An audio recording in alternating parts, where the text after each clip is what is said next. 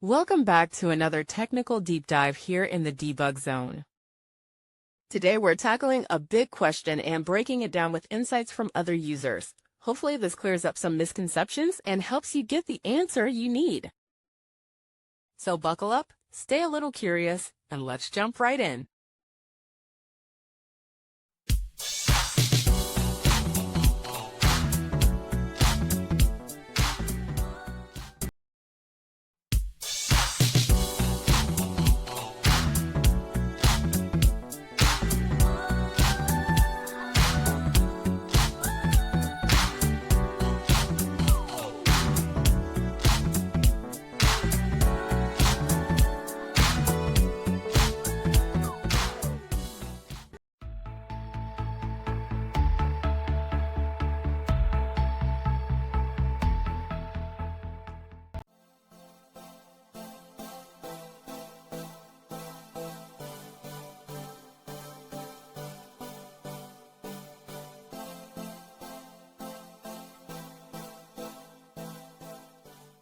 And that's a wrap.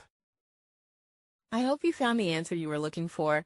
If you did, take a second to hit that subscribe button. It really helps out.